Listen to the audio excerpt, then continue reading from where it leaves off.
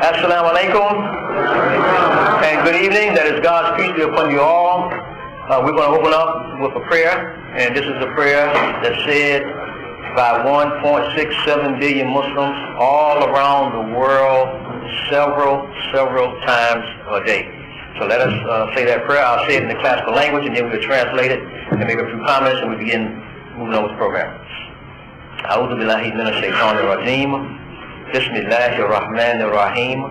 Alhamdulillahi rabbil alamin. Ar-Rahmanir Rahim. Maliki yawmiddin. Iyyaka na'budu wa iyyaka nasta'in. Ihdina as-siratal mustaqim. Siratal ladina an'amta alayhim. Ghayril maghdubi alayhim waladdallin. Amen. And we'll translate that. That is, we seek refuge in Almighty God from Satan, the rejected enemy, with God's name, the merciful benefactor, the merciful redeemer. All praise are due to Almighty God, the guardian MAVA, the cherisher and the sustainer of all worlds, the merciful benefactor, the merciful redeemer, the sole judge on the day of judgment. We worship you only, and we turn only to you for help. Guide us, show us the straight way, the way of those who receive your favor, your blessings, not the way of those who receive or incur wrath, nor go astray. Amen. Assalamu alaikum again, and welcome to this year's commemoration, celebration of Veterans Day. And we are being hosted by the Muslim American Veterans Association. I'm Imam Khalid Sharif. I'm the National Imam and Chaplain, and I'm also the Vice Commander.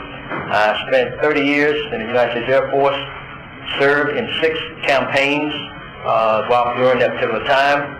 And what most don't know is that I was inspired to go into the military. Many were inspired. I'm just one of many that were inspired to go into the military because an imam picked up the flag. Picked up the American flag just like that on the pole. Physically picked it up. The first time in the history of America that an imam picked the flag up and carried it and walked with it in front of thousands. And he said this. And this, if you got to understand that this was a time when even white Americans, they were burning the flag, tearing the flag up, just coming out of Vietnam, etc. You know, not to mention that many in the community were arrested, locked up, etc. He picked it up, and he said, if you all won't pick it up, I will. And he said we have an obligation to support, defend, and protect our society. And that was an imam, and he is called America's Imam. There are others now who are being referred to with that title, but this was the first. You know, the second, third, and fourth will never be the first. And so this organization here is upon that foundation of life where that flag was picked up. And we picked it up, and then he stopped. And that the flag is like it rested on it. And some saw it as a sign about wearing a uniform. The military had shown at one time, their records showed that after Imam Waqati Muhammad did that the code in the system, which was code 48, was the number 48, was in the system that identified a person as a Muslim. That code began to increase after that happened for the first time, and no other time in the history of the military has that code increased that much since he did that. That's a big deal. And we didn't let people know that. A Muslim did that, and an imam did that. And here now we have many who have sacrificed their life on the line, partially. Again, mine was partial for 30 years to give it on behalf of the whole nation, these freedoms that we're having right now, the things we're seeing right now, that other countries can't have. And so we thank Allah that we're here. We've been involved in every single war that America has been able to endure, even before it was a country. You know, we were here. We know our life began in slavery here. And so we are here representing this chapter, this first post. MAVA Post 1 started right here in D.C. and it's connected with a community that was descendants of enslaved. Descendants of enslaved, produced by the path to see their humanity free, and we are here now embracing our complete identity in the land.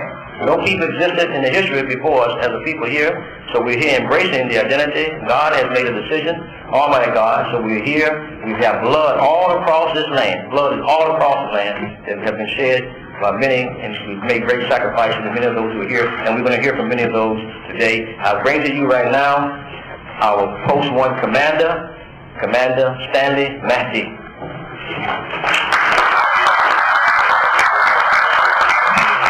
Assalamu alaikum, brothers and sisters. Firstly, I just wanted to tell everybody that I've never attended anything like this in my life, and I've attended many things. And I know we're not shouting people, but if we can shout out, shout. But I know we're not allowed to shout. So I'm honored, more than honored, to be on this hallowed ground in this building. Very, very honored to be here. I'll just follow on to what the man said. My story is similar to his, and I'm sure everyone who comes to this podium, their story is the same. Although we come from different parts of the country, the motivation was almost the same. With me, it was first financial, but I was listening to W.D. Muhammad back in the day when I was kind of younger, let me put it that way. I listened to him, and he put stuff in me that I didn't know was there. I think my mother knew. I didn't get it yet, but that brother brought it out, so I followed the path very much the same as you. I came in 1973. I retired July 1st, 1994. I primarily I'm an aircraft sailor. I started on the John F. Kennedy CV-67. I did a trainer in Pensacola, Florida. I did the Piedmont. That's where we train aviators. And I pre-commed the Abraham Lincoln, which is, you read about a lot, because every time something jumps off, it's there. So I pre-commed the Lincoln, I did a sub-tender, and I did a destroyer tender. There's a couple, one brother in particular, I met brother Lyndon Bilal when I was doing independent duty at George Washington University. I met him, so I befriended him some time ago. We're still friends. And he's the one who, more or less, primarily based on your speaking and him enforcing what you spoke. That's why I stepped up to this position, because I'm I'm a support person, I always have been. I mean, you get a strong leader, you'll get a strong support. Been that way all my life. I'm a very strong supporter. And I don't want to stay up here a lot. I just wanted to let you know that after the event, we're going to go later reef. And after that, when we go back to the masjid, please, if you can, come back to the masjid, because we have sweet potato pie, cake, all that stuff that'll make you thin. So if you can come back. So after all the events, if you can come back, I'd appreciate it very much. And I think the next person to come up is Brother Lyndon Bilal. Thank you for listening to me.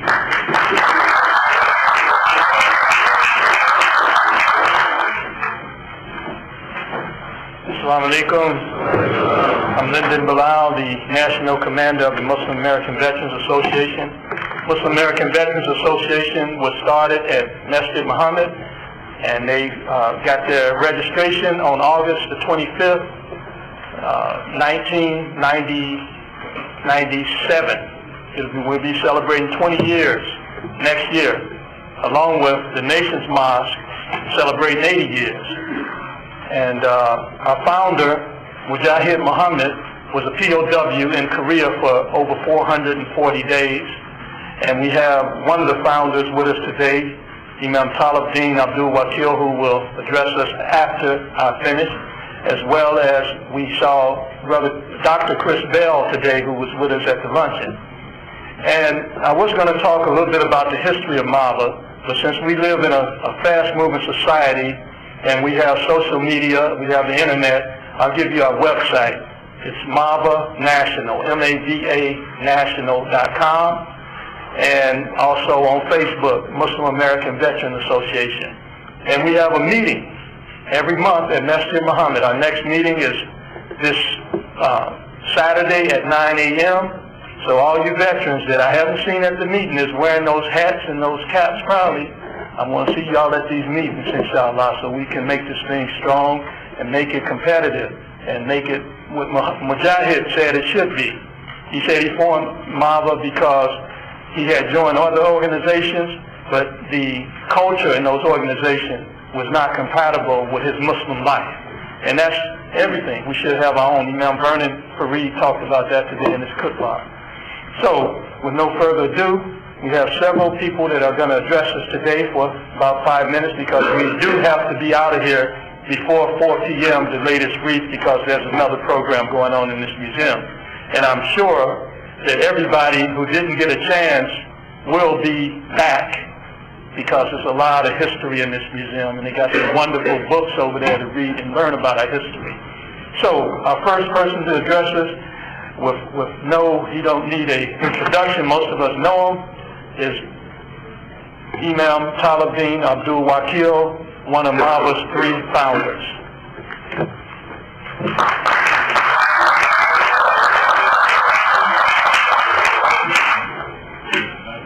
أعوذ بالله من الشيطان الرجيم بسم الله الرحمن الرحيم أشهد أن لا إله إلا الله أشهد أن محمد رسول الله صلى الله عليه وسلم الحمد لله رب العالمين. Thanks be to Allah for His mercy, and we ask for His forgiveness and His guidance and His help. To Councilman Smith, all the officials of the museum, we really thank you for the opportunity to be here today and for your facilities, which are beautiful. My first time here since you moved. And I also want to say thank you to the Imam, to our Imam Talib Sharif, Imam Fareed from Norfolk, Imam Ghaib Nul Kashif, a veteran, and I'm sorry, say your name again? Muti. Okay, I'm doing this because I'm making a point. None of us got here alone, and none of us established this organization alone. And on this side, of course, we have Honorable Judge El Amin and Sheikh Nazim Abdul Kareem and Howard Art. So this is the point. MAVA didn't start by itself. There was a great deal of support that came from various different members of the military community and non-military community that established MAVA. We're celebrating our 20th year, inshallah, and next year. The first official record of our meetings, April 17th. Although we got the incorporated papers in August. But it's important that you understand that this is a community effort, and it was not done by a single individual, although Muhammad himself inspired us but he invited Dr. Bell and me, because I guess we were just close to him at the time. Physically, I don't know. It just came to the point where, he wanted someone to work with him, and here we were. So, by Allah's permission and grace, it happened. And the organization took shape, and it took shape in the form of Post 1. But the interesting part about the organization is 20 years is a long time. It's a generation. And now we're having, 11, 12 posts around the country? Is that correct? Yes. Okay. So it's something that's like an amoeba. I guess it grew at its own rate. But it grew from the emphasis of change that our nation took as well as what our community took. And I want to add something to what Imam Talib Sharif said about Imam Waqi Muhammad. That's so phenomenal about his leadership. Imam Waqi Muhammad was put in prison because he was not allowed to use his status as an imam and to prevent being drafted. And his father, Imam Muhammad, was also put in prison for that reason. But Imam Muhammad did not allow the fact that he was in prison for 4 years to make him bitter against the United States. They did injustice to him. Yet he stood and raised the flag and called on the community, his supporters, to honor the flag after the passing of his dad. This is phenomenal. How many people do you know who were in prison unjustly would have the foresight and the vision in the heart to be able to embrace a nation that didn't embrace him, took his freedom from him, separated him from his family, castigated, made him a federal prisoner, and took away his ability to vote. You see? So that's what makes this more than just a regular kind of action. You know what I'm saying? It's more than just a regular kind of action. He took this position on the spirit knowing that our history, that we had established a considerable legacy of sacrifice already as the slaves and former slaves who built this country. He took a position knowing that if we broke ties with this country, we'll be breaking ties with the legacy and the history of our people who sacrificed much more than he did. You see? So that was a vision beyond the average person that the average leader would take. So when we stand here today in front of you in this museum and we compliment everyone who is here, we want you to understand that there is something greater than ourselves, obviously. The Creator himself is first, always first. But the mission that we have in this world should not be to personify our own personal capability. It is designed to amplify the uniting spirit that the divine Creator put in all of us to make this community better than what it was. This is what we have to do. And he recognized that. He didn't go off on a tangent trying to create animosity and discontent in America, to call our people to arms against America. He didn't do that. He said, embrace it because it's yours.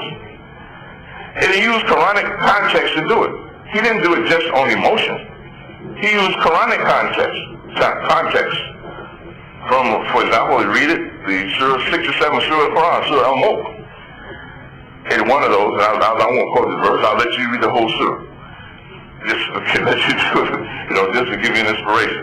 Because reading the Quran and looking at what the divine Creator told us, we'll go back and realize that there were Muslims involved in the liberation and development of this nation long before any of us were thought of, all the way back to the beginning.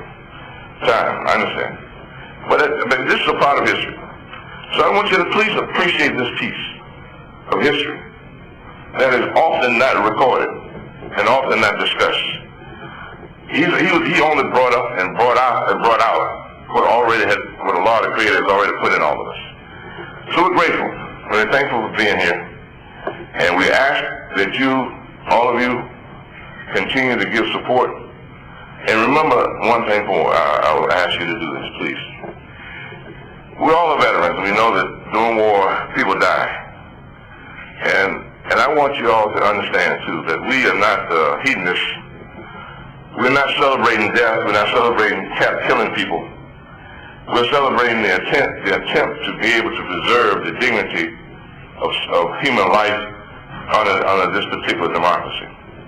So I ask you to remember that those who died, not just the soldiers, sailors, admirals, Marine, and Coast Guard, but the civilians, the innocent people there in those various lands that many of us went to. You know who they are. Not by name, but you know what I'm talking about. Us veterans, we know. We know that the situation we're put in caused us to have conflict with the population that was there already. So we ask Allah to forgive us, for guide, and help us to understand that we have a duty to make the prayers for those who died innocently because of war. And let us all not cherish war, but cherish peace. But make peace a standard bearer, so that we will defend ourselves, but with honor and the respect that the Creator gave to every human being. Amen. Thank you very much.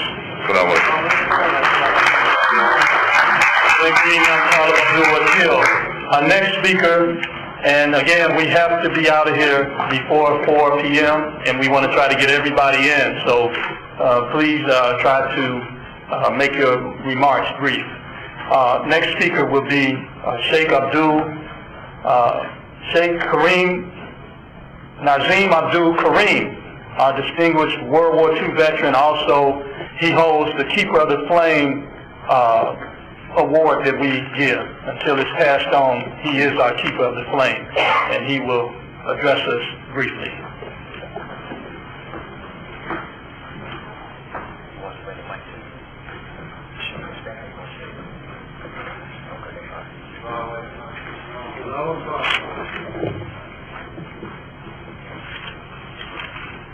Assalamu alaikum.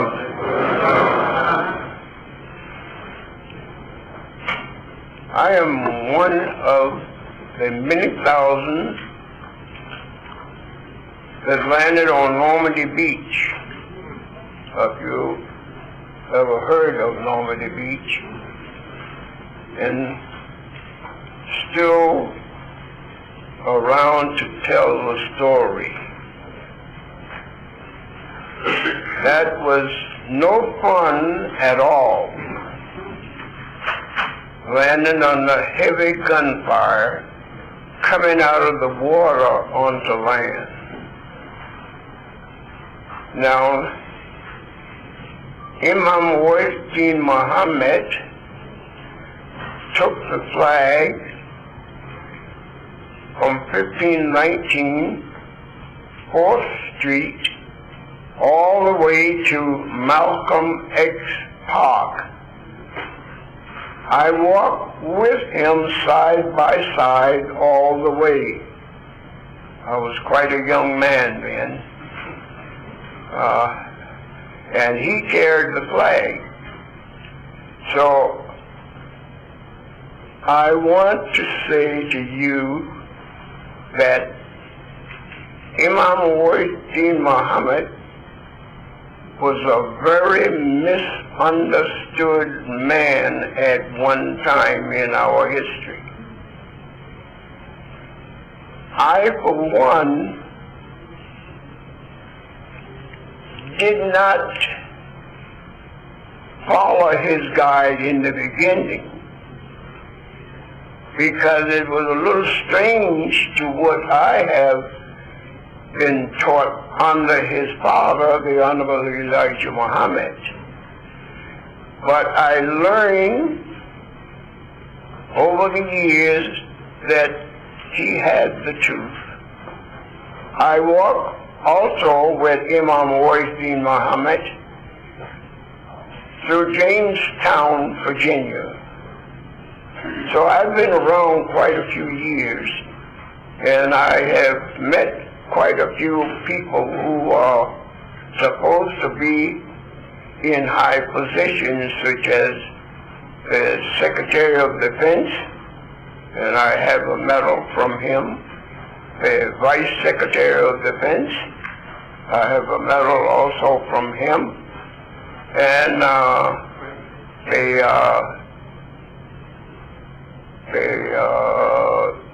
the chaplain of the Pentagon, I have received a medal from him also. And just last couple of months ago, I received a medal from the President of the United States. I was invited to the White House, and I enjoyed myself there, and I enjoyed being in the presence of the President of the United States of America. He struck me as a very simple man, and on the other hand, a very wise man, wise and intelligent. And I would like to say to the Muslim who are here and non-Muslim, if there is any, that if we think that the president is the president of a group or some just segment of people, he's not. He's the president of the United States of America. So with that, we cannot be expecting special favors from the president. He have got to embrace all of us because he belongs to all of us. So I want us to understand that. During my service in the military, I was often in harm's way. There was a big gun in the hills of Cherbourg, France, and that gun was on a railroad track. and many of us took pictures of that gun, but I did not. I see my time is up, so I say to you, thank you for listening to me. Assalamu alaikum.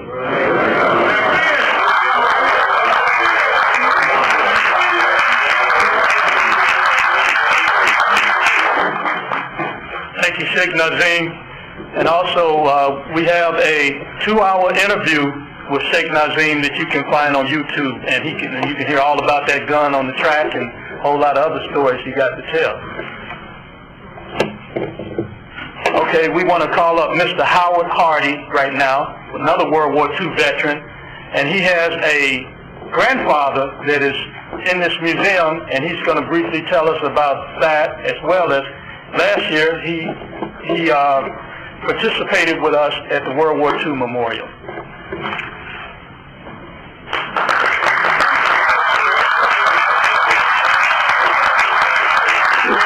I'm somewhat of an interloper here. I'm somewhat of an interloper here, a loyal Christian, and my cousin, Ray Gillespie, has made me a part of this family. And I want to thank the Imam for inviting me and making me feel like I'm at home among my brothers of Islam. Indeed, I do have a great-grandfather that served in the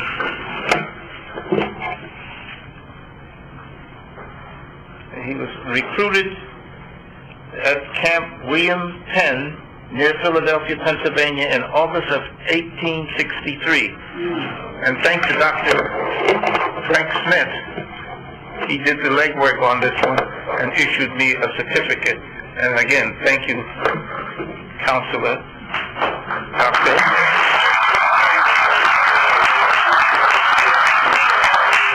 Now, I served in the Second World War in the Pacific area, what is now called Papua New Guinea. I made beachheads. I was in an amphibian unit, and we brought ammunition and troops to shore from ships at sea. And I served on the water for 3 years, literally, making these beachheads. I made 7, and I don't have a scratch on me to say that I was at war. I served in Finchhaven, Hollandia, Mappen Bay, Morotai in the Netherlands, East Indies, and Mindanao in the Philippines, Lingasak. And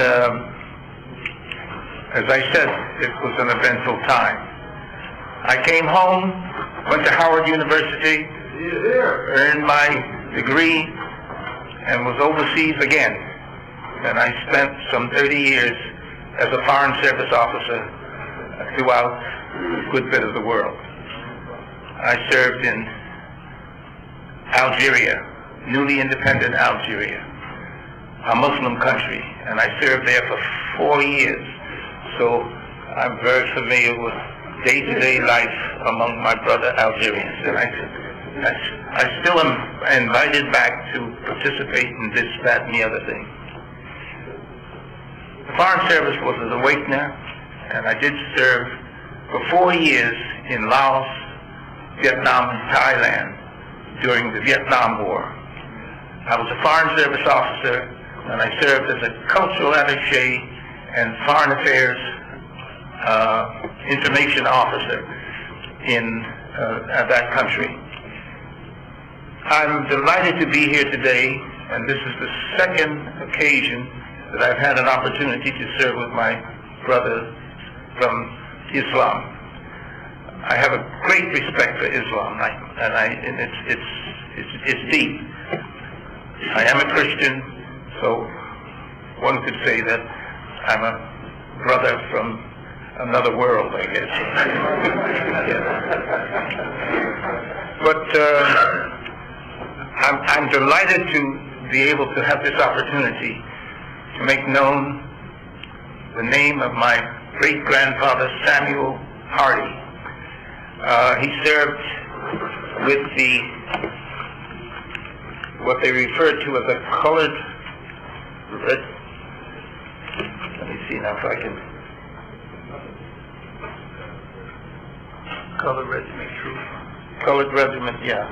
3rd Regiment, United States Colored Infantry. We've seen pictures of his grave, and we know that he's buried somewhere in the Carolinas, and I'm not quite sure, but that's my next journey, to find his grave before I pass on. Thank you for listening to me. We do have a time constraints here today, but I'm delighted to be here to celebrate this time with my brothers of Islam.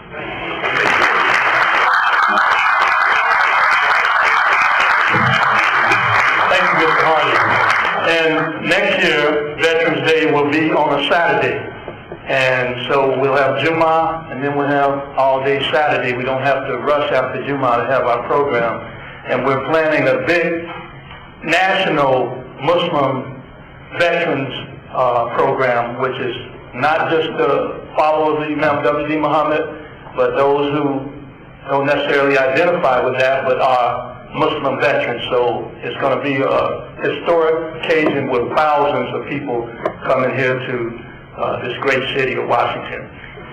Our next speaker will be Mrs. Ilhan, or Dr. Ilhan Qadri of the Muslim Public Affairs Council. And last year, Impact was our main sponsor of the excellent program that we had at the World War II Memorial.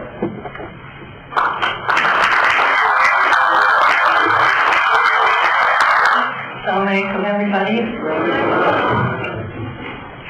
I consider it a deep privilege and honor to be able to be here and speak to you. I'm just very, very humbled by the fact that I have this opportunity to address you.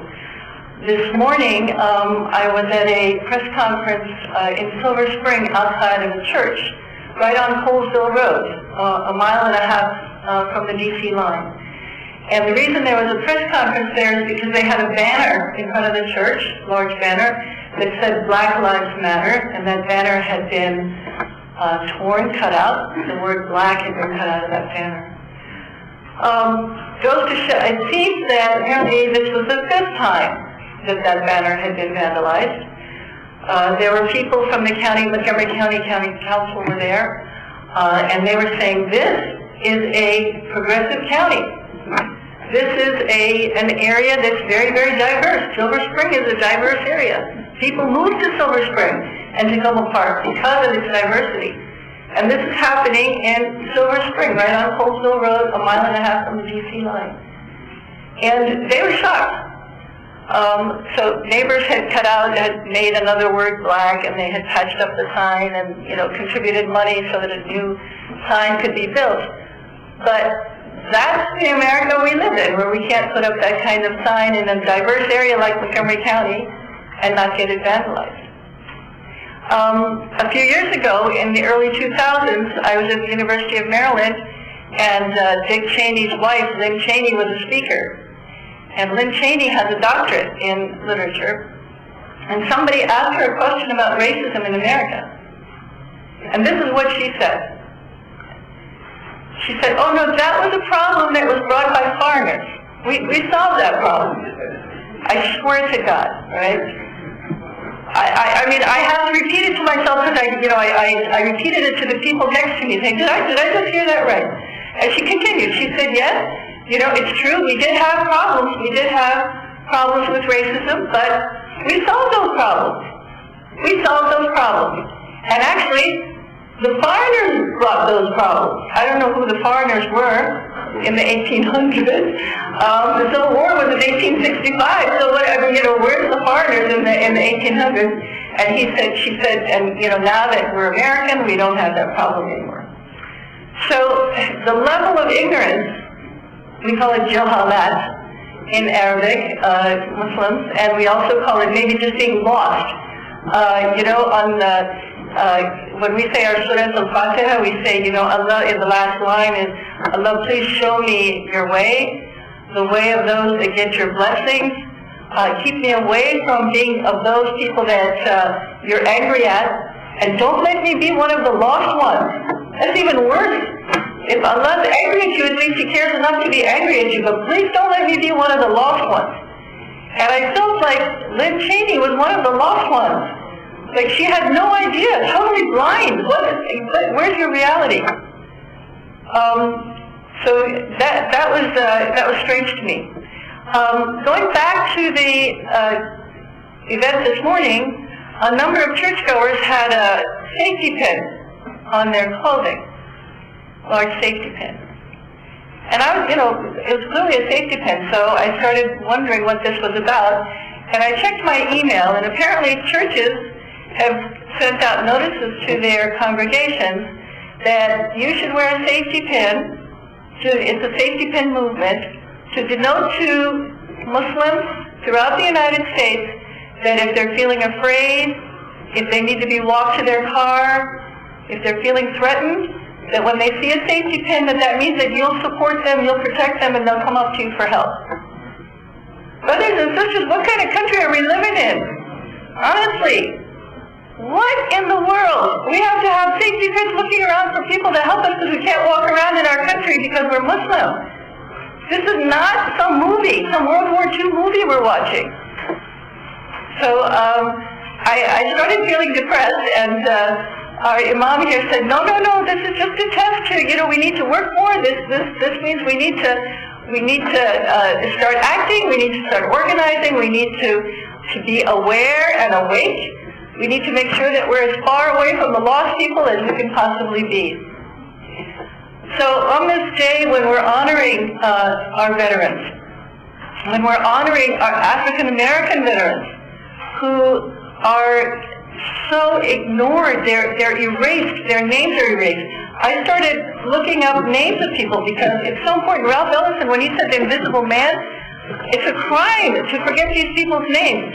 African Americans have fought from the war through colonial days, the Revolutionary War, the War of 1812, the Mexican American War. 90 medals of honor have gone to African Americans. I started saying, you know what, we should talk about Peter Salem and Salem Poor, who fought for the Patriots during the War of Independence, and Colonel Tye, who fought for the British. The first black American to fight in the Marines was John Martin, also known as Tito, the slave of a Delaware man. 12 other black men served with various American Marine units in 1776, 1777. And of course, so many were not even identified. Hannibal Collins, a free slave, was the oarsman in the Battle of Lake Erie in the War of 1812. We need to know these people's names because we don't want them to disappear from history. We need to know these people's names. And the thing is that while African Americans and Muslim Americans are fighting and serving their country just like the noble men on this stage, their families are being besmirched and insulted.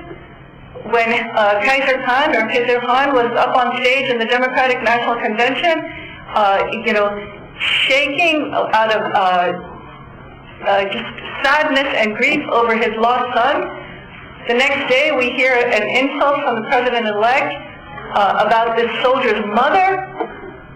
This is really, really sad. And yet, as much as people might besmirch us, or not us, I don't serve, but those people that are in the military, they continue to serve. They continue to do our country honor. They continue to not only keep their own dignity, but to preserve the dignity of this country. And that's something that we really need to honor and respect and talk about. So, thank you. Dr. Hargreaves. Our next presenter will be the Honorable Judge Hassan El-Amin.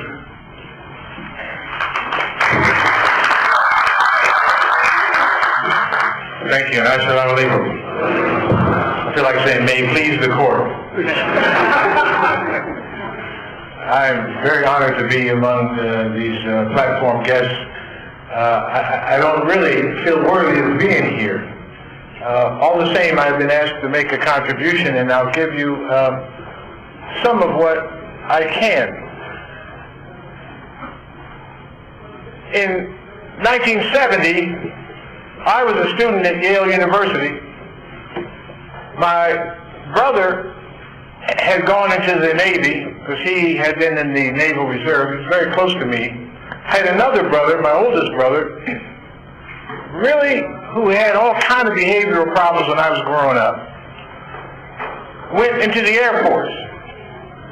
My parents urged us to get a college education, and somehow Kojo, then Bill Jones Jr., he just didn't want to do that. But it was the Air Force that got him his degree from the University of Maryland in Wiesbaden, and also where he learned to speak fluent German.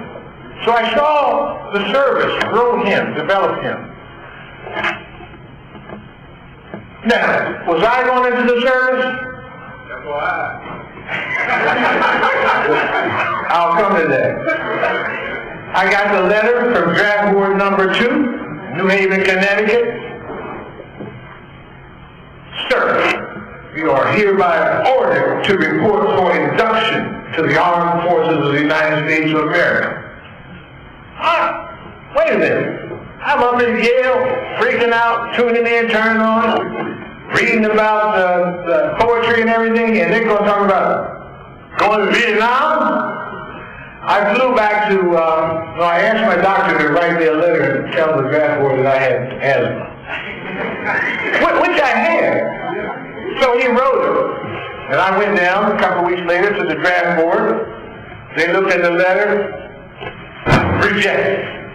Sir, we'll see you next week. I flew down to my doctor in Charleston, West Virginia. And you know, my parents told me, I was surprised because my parents, they act like they wanted me to go. I said, Mom, Dad, wait a minute. This is me. Your baby. What are you talking about? And they said, well, get your boots ready. The country's called you. I said, wait a minute. My country called me because my number was 4. Remember they had a lottery? Some luck, right? 365 numbers and mine was 4. My roommate, my rich Jewish roommate, his number was 278. He wouldn't have to go, and so forth and so on. So I went down and sat in my doctor's office and said, Dr. Nelson, write me a letter and write a letter to my draft board and tell them about my asthma. You haven't really told them what I need. And he said, well, I thought the service would be good for you. My son-in-law, he got VA benefits. He got a house. I said, Doctor, we talking VA blank now. So he wrote my letter. And it worked. It got me out of the draft. But I needed still discipline. I needed some service. I needed to give back. There was something missing in my life. There was something that was I was just too wild and too looking for the good life, and I knew I couldn't find it in the Panthers. All power to the people. And they were smoking reefer and doing everything, you know. I just didn't attract me, the Panthers. Although they did some good, but they weren't sincere as the people that I saw on the street corners with the bow ties and the hand-me-down suits. So my sister married into the Nation of Islam, married a brother, and she started cooking bean pies, gingerbread, whole wheat muffins, and we started eating that food back in West Virginia. After I graduated, I went back, and I said, well, let me go check out this thing called Nation of Islam. I went down to the Quonset on 4th Street, 1594th Street, and went in there, and here was a guy teaching, they told me, was a PhD in mathematics, Dr. Lonnie Shabazz. I said, PhD in math, Cornell. So anyway, I got in. They gave the invitation. They said, if you live like this, you'll save all this money. Is it true? I said, yeah, it's true. They said, you want to stand up for that truth? I said, why not? That was, what, 44 years ago? And by Allah's grace, I found what I needed. Purpose, discipline, and I even found one of the best fish customers in the United States. Brother Kareem here, Johnny Green, every month, a 40-pound box. So yeah, I found in the then Nation of Islam what I needed. The name, the military training given to the men who belong to Islam. North America, the fruit of Islam, FOI. And I found me an MGT. A sister, 4 kids. And I said to myself, well, she's not going to be worse off with me, and those kids might be better off with me. So that was 42 years ago, and by Allah's mercy. So I tell people, I've made 3 good decisions in my life. 1, to join the Nation of Islam. 2, to marry Sister Martha Forex. And 3, to go to law school. Brothers and sisters, ladies and gentlemen, I love to see a veteran in my court. Love to see a veteran in my court. Why? Because that veteran can stand up straight, shoulders back, look me in the eye, and that veteran has made a serious deposit in the bank of goodwill. So if he needs a hefty withdrawal because he's messed up and done something wrong, guess what?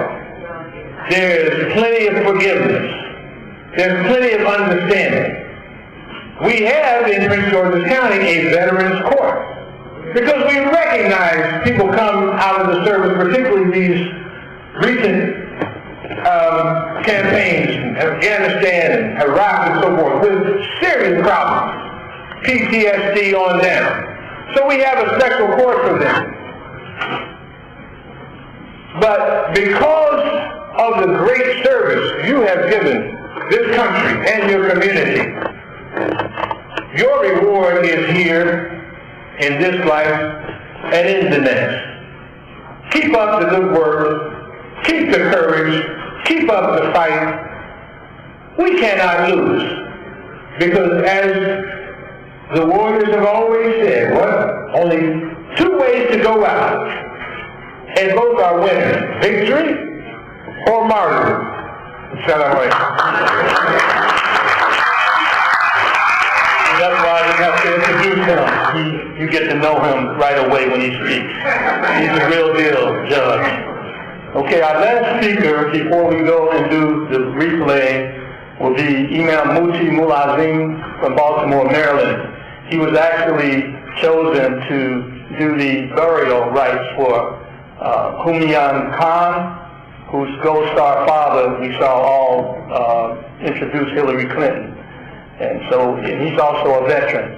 So he's going to address us for a few minutes, and then we'll have a song by Mujahid Azim, formerly Mark Green of The Moments. He will sing America the Beautiful, and then we will go across the street, lay this wreath, and Imam Vernon and Imam Talib Sharif will lead us in prayer.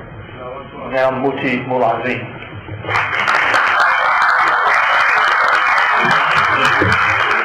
Assalamu alaikum. I thought he said that I would talk and then sing. I knew that would be the end of everything. My singing is a little off today. I was going to go out the back door. You know, I became a veteran, and I grew up in the area of East Baltimore.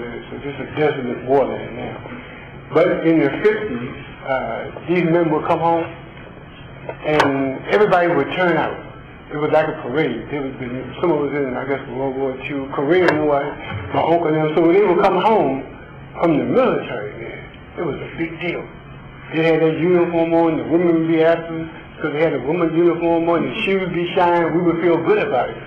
Hey, man, what is it? So when I got drafted, I was in another phase, because I was a young Malcolm X by that time. So imagine me drafted Malcolm X style in the military. So we just didn't click at first, you know. But over time, I began to just accept it, you know. And I learned so much. You know, I went to undergraduate, graduate, those types of things on the GI Bill. When I first home, I was saying, man, it's hypocritical because the way I was in the military, you know. But that experience, you know, I mean, I was in France, and we would go to all the jazz shows. Man, see John Coltrane, Miles Davis. I was feeling like an everyman person. I'm known all over the world because I can fit everywhere. And you come back to prejudice in the United States of America. Don't you know I'm a veteran, man? My buddies got I was angry. My buddies had post-traumatic stress disorder, killed in Vietnam. How that I got saved, I couldn't tell you. And then I began to mature in the military. I began to find my place in life, you know. I can go to college, I can do something. I don't have to fall victim to the area I grew up in. All this came from the military. So, you know, a lot has been said, and I won't reiterate what's been said already. But as a Muslim, and I went in the military, I ain't know nobody named Muhammad, Rahman, Usman. I mean, you ain't see those names. But you have to appreciate what Allah or God has allowed us to do. You go in the military names, see Muhammad, Rahman, Hussein, Laden, all these names are in the military because of men and women like us. We didn't initiate it, God initiated it. But we went in there not knowing the effect that we would have on the world. So you have people like the person who became president, whatever his name is, you know. He's waiting to go in office. He can't ban all the Muslims. Hey, we're a veteran. I got rights. You can't ban me. I'm just part of my life. I want to enjoy my benefits. So you ain't going no wall for me. Except for the wall of ignorance, because I'm a military veteran. Like all of us, I serve this country, as the brother man was saying today. No matter what you think in your idiocy, you can't take the truth from that. I'm an American flag. Listen, in closing, when Imam Muhammad took that flag, I cannot say I clapped my hands. Because I was in the Panthers, red, black, and green, me and my wife in college. So he picked that flag up and ran. I'm like, whoa, wait a minute, sir. Hold it. Don't you know I'm a revolutionary? So he picked up shit. That was a gigantic flag. I'm like, man, where do I go now? You see, but that military piece, I come to find out later in life, was such a blessing for me. It made a man out of me, a scared boy. Yeah. So I'm thankful to Allah that I can say we had a part in that, softening the heart of the world. Because everybody didn't have to be named Smith or Williams. Nothing wrong with your name. You know? So we're thankful to God. I had a whole lot of notes that that brother told me my time before I got up here. Not that I'm known for talking a lot. My wife and all the other things. But I got to say one other thing and I'm out. You know, the pride we had. I mean, I was in the 50s, racism up to the top of the hill. Them men would come home with their uniforms on, man, he said, phew, I can be somebody. So we're thankful to God. The what? Oh yeah, my wife. See, I can travel up my wife. And it's going to be lying, I'll be all messed up. So because of the military, see, when God calls, you got to answer, or you'll regret it. Because of the military, I was the first chaplain at Johns Hopkins. And I was the first African-American chaplain at Johns Hopkins. But that's not what one of them is. Thank you very much, Allahu Akbar. I was minding my business. I was eating a tuna fish sandwich. So I was minding my business, and they got a call. Say, Muti, I wasn't no longer the chaplain. I'm in business, right? So he said, do me a favor. A family lost their son. I forgot all about it. Said, and would you do the janazah? I'm saying, wait a minute. How you don't know? I show up. Everybody got Muslim garb on.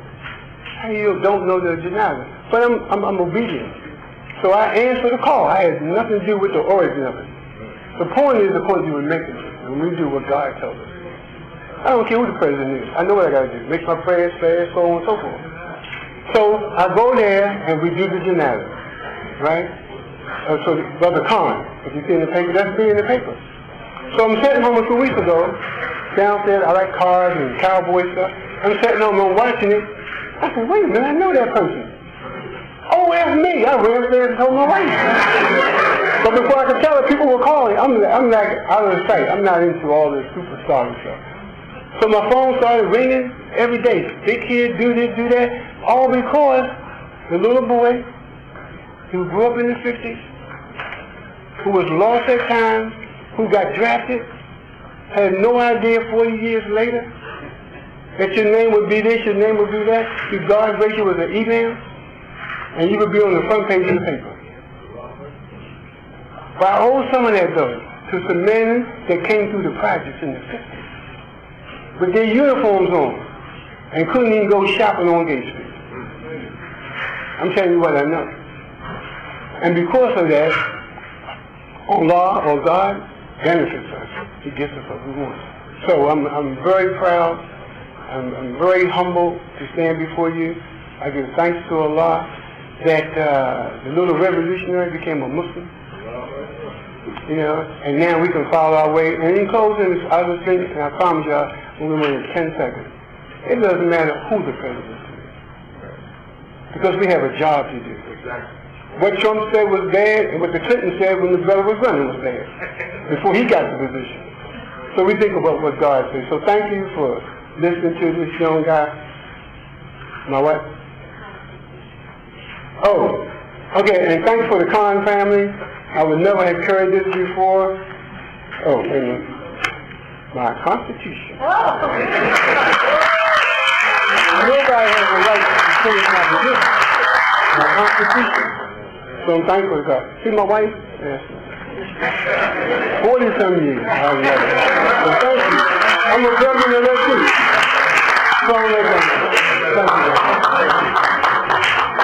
So we appreciate you, Imam, coming all the way from Baltimore to be with us today, and Sister Ty as well. Imam Kashif would like to give us the greetings, and then we will have a song by Mujahid Azim.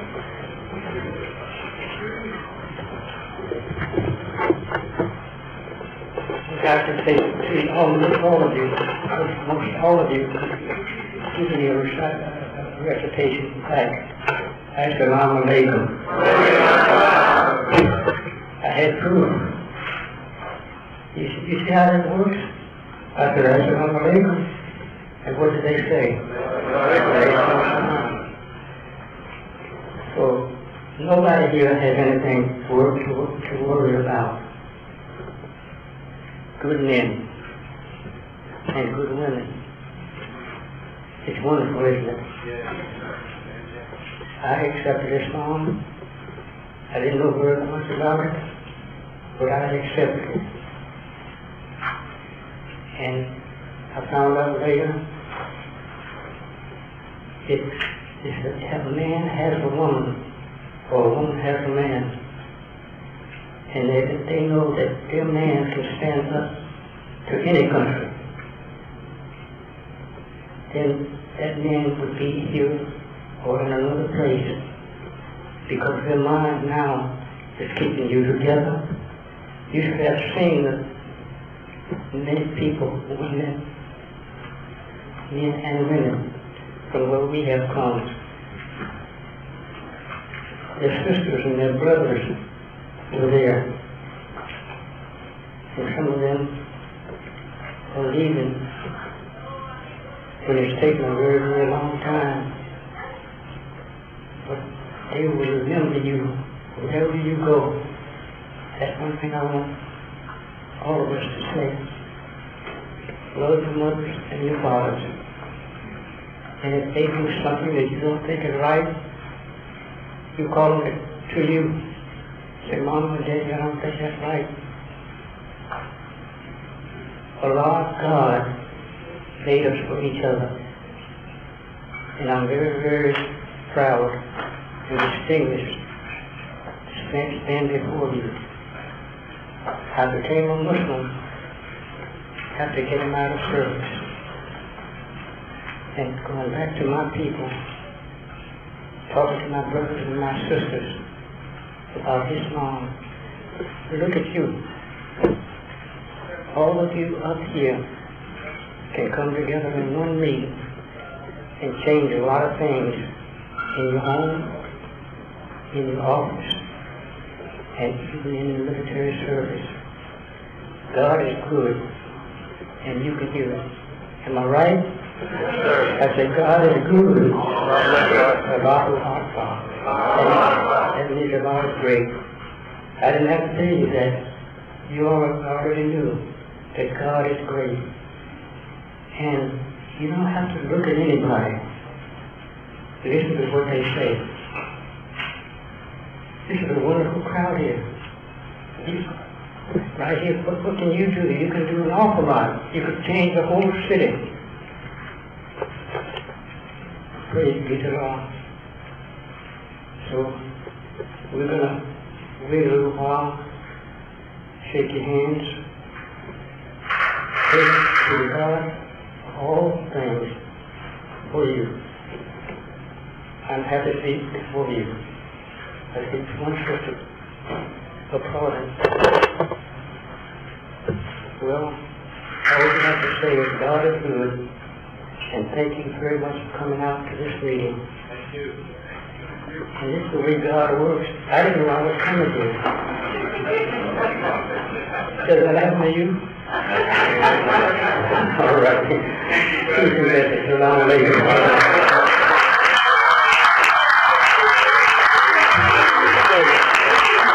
I'd like to acknowledge Veterans letter of support from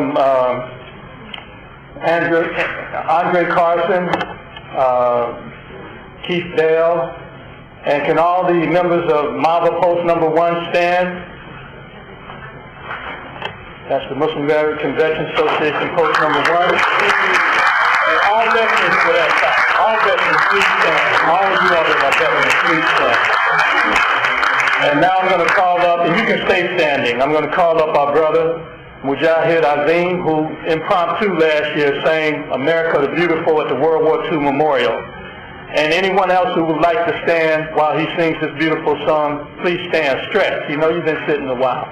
And then we're going to walk across the street, and we're going to lay this beautiful wreath and have a couple of imams lead us in prayer.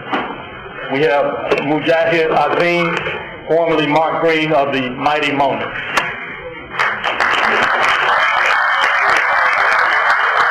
Assalamu alaikum. This is a mighty moment. There are these amount of people here for this particular fair, so we don't have a band, so I can sit out here in the raw. Oh, beautiful, for spacious skies, for amber waves of grain, for purple mountain majesty, above the fruited plain. America, America, God shed His grace on thee, and crown thy good with brotherhood from sea to shining sea. Oh, beautiful for pilgrim feet who stand in passion stress, a thoroughfare of freedom beat across the wilderness. America, America, God mend thine every flaw, confirm thy soul in self-control, thy liberty in law. Oh, beautiful,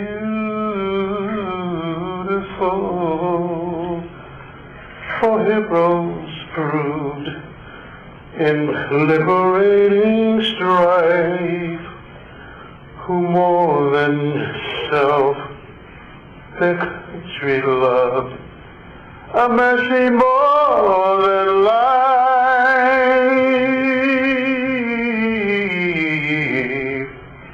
America.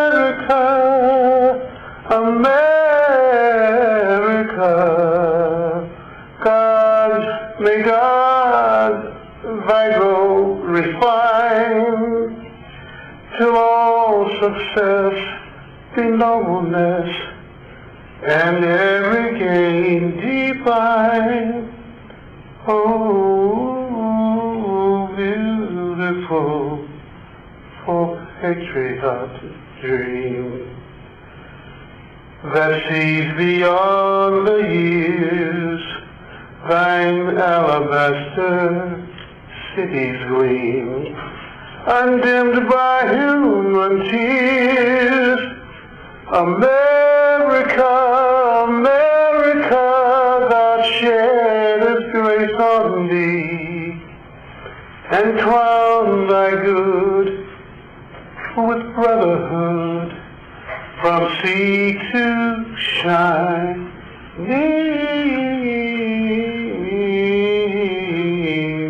sea.